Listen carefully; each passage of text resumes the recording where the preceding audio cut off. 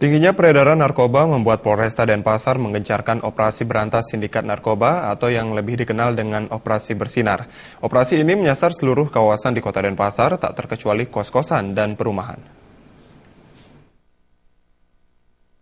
Ini dilakukan karena adanya keterkaitan dengan penyalahgunaan narkoba yang banyak meresahkan masyarakat.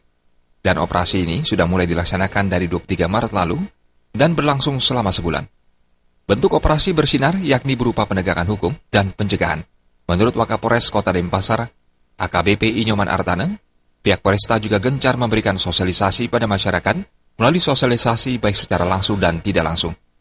Hingga saat ini, pihak Polresta sudah mengamankan 20 orang yang terindikasi sebagai pelaku dan pengguna narkoba, dengan rincian 1 orang terindikasi sebagai bandar, 6 orang pengecer, 13 orang pengguna, dan dikelompokkan lagi menjadi 14 dalam bentuk laporan polisi, di antaranya 16 tersangka dan 4 tersangka tanpa barang bukti. Dan kepada selaku pengguna diberikan rehabilitasi.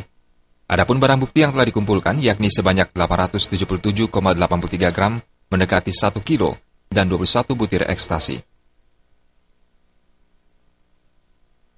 Operasi Bersinar ini adalah berkaitan dengan penyalahgunaan narkotika atau narkoba.